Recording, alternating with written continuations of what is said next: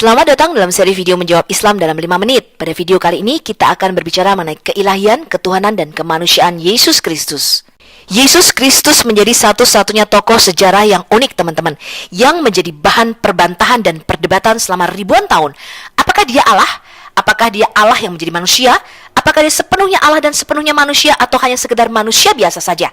Tepat seperti yang dinubuatkan para nabi, Yesus menjadi batu sentuhan atau batu sandungan bagi kita. Di dalam Kolose 2 ayat 2, Rasul Paulus berdoa supaya kita, jemaat, ini memperoleh segala kekayaan dan roh hikmat serta pengertian untuk mengenal rahasia Allah, yaitu Kristus. Jadi Yesus Kristus ini merupakan misteri Allah, teman-teman. Di dalam 1 Timotius 3 ayat 16 dikatakan demikian, dan sesungguhnya agunglah rahasia ibadah kita. Terjemahannya secara literal menyatakan, dan sesungguhnya agunglah misteri iman kita. Apa itu misteri iman kita? Dia Allah yang telah menyatakan dirinya dalam rupa manusia dan dibenarkan di dalam roh. Jadi Yesus adalah Allah dalam rupa manusia. Kolose 1 ayat 15 mengatakan demikian, dia adalah gambar Allah yang tidak kelihatan, yang sulung, lebih utama dari segala yang diciptakan. Saya akan memberikan jembatan analogi supaya Anda bisa mengenal siapa Yesus Kristus itu. Di dalam Quran surah Al-Hadid surah 57 ayat 3 dikatakan, dialah yang awal dan yang akhir, yang zohir dan yang batin, dan dia maha mengetahui segala sesuatu. Zohir ini dari akar kata lahir, yang artinya nyata atau tampak kelihatan, yaitu visible, sesuatu yang bisa dilihat.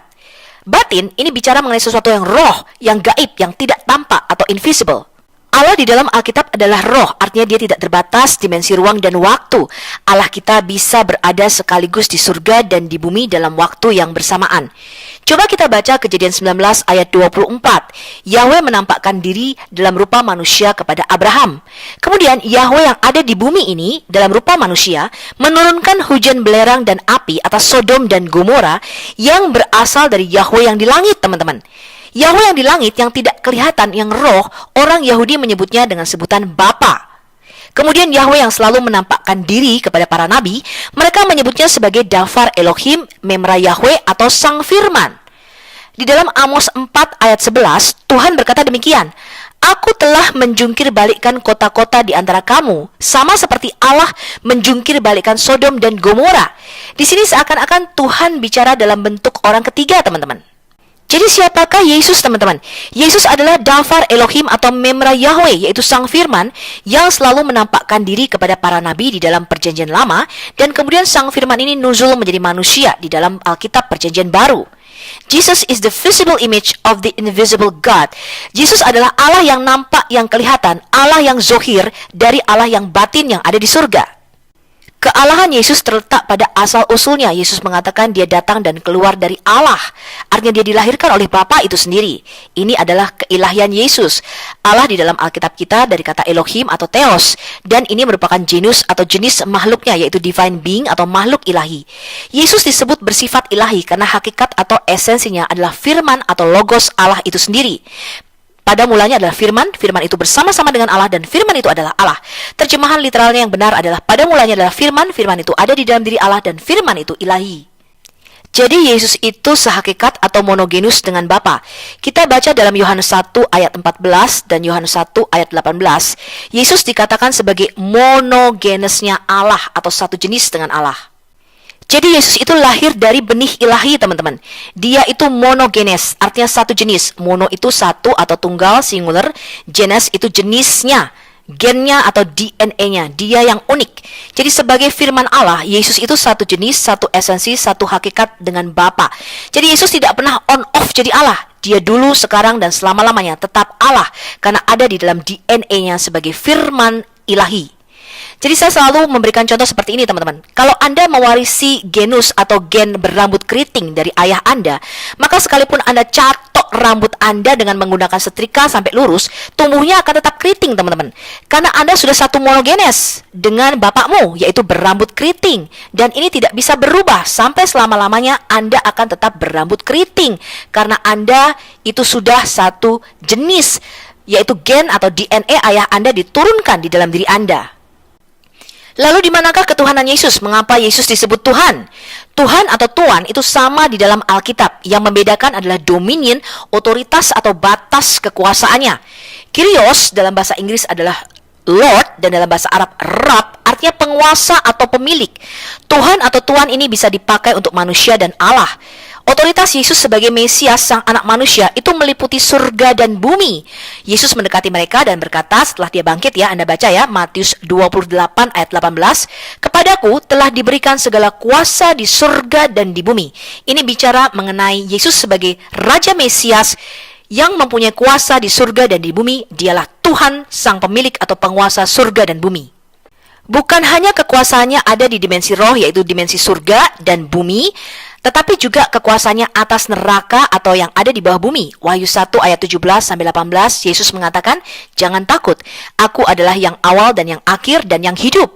Aku telah mati, namun lihatlah aku hidup sampai selama-lamanya, dan aku memegang segala kunci maut dan kerajaan maut." Jadi Yesus itu memegang kunci neraka, teman-teman. Dia berhak memasukkan dan mengeluarkan orang dari neraka. Dalam Wahyu 19 ayat 16 dikatakan demikian, "Dan pada jubahnya dan pahanya tertulis suatu nama, yaitu Raja segala raja dan Tuan di atas segala tuan." Ini bicara mengenai Yesus sebagai Raja Mesias yang berkuasa di surga, di bumi, dan di neraka. Jadi ketuhanan Yesus itu diperolehnya secara bertahap dengan cara berperang dengan adil. Kita baca hati-hati di dalam Filipi 2 ayat 9 sampai dengan 11. Itulah sebabnya Allah sangat meninggikan Dia, Yesus, dan mengaruniakan kepadanya nama di atas segala nama, supaya dalam nama Yesus bertekuk lutut. Perhatikan urutannya di sini. Pertama-tama, segala yang ada di langit, ini bicara yang ada di surga. Kemudian yang ada di atas bumi, ini bicara anak-anak manusia. Dan yang ketiga adalah yang ada di bawah bumi, ini bicara kerajaan iblis atau neraka. Dan segala lidah mengaku Yesus Kristus adalah Tuhan atau Kyrios bagi kemuliaan Allah Bapa. Jadi Yesus di surga itu sudah mengalahkan iblis di dalam dimensi roh. Karena itu iblis dilemparkan ke bumi dan ke neraka, teman-teman. Ini bicara kepemilikan atau kepenguasaannya sebagai Raja Mesias. Makanya di dalam Mazmur 110 ayat 1, Yahweh berkata kepada Mesias, "Duduklah di sebelah kananku sampai kubuat musuh-musuhmu menjadi tumpuan kakimu." Ya, ini bicara Kyrios atau ketuhanannya. Kemudian kapan Yesus menjadi Tuhan atas semua yang ada di bumi? Setelah dia bangkit dari antara orang mati, mengalahkan dosa dan kematian, maka tadi kita baca di dalam Matius 28 ayat 18, "Sekarang segala kuasa di sorga dan di bumi telah diberikan kepadaku." Jadi dia harus menjadi Adam, karena Adam yang pertama telah melepaskan kekuasaan atau ketuhanan atas bumi ini kepada iblis, teman-teman. Dan Yesus merebut kembali ketuhanan atau kepenguasaan atas iblis ini ketika dia menjadi manusia. Kemudian yang ada di bawah bumi, ketika Yesus dalam roh turun ke jurang maut, ke lembah kematian, maka dia mengambil kunci maut dan kerajaan maut. Jadi Yesus merebut kekuasaan atas neraka dari iblis, teman-teman. Bahkan juga di dalam Quran, kata Rabb atau Tuhan itu digunakan untuk manusia. Kita lihat contohnya ya, Quran surah 3 ayat 47. Maryam berkata Rabb atau Tuhanku kepada malaikat Jibril yang datang kepadanya dalam wujud manusia laki-laki yang sempurna. Kemudian dalam Quran surah 12 ayat 23, Yusuf memakai kata Rabb atau Tuhanku yang merujuk kepada Potifar, yang dalam Islam disebut dengan Asis, yaitu tuannya. Kemudian Quran surah 12 ayat 42, Yusuf memakai kata Rabb atau Tuhan yang ditujukan untuk Firaun.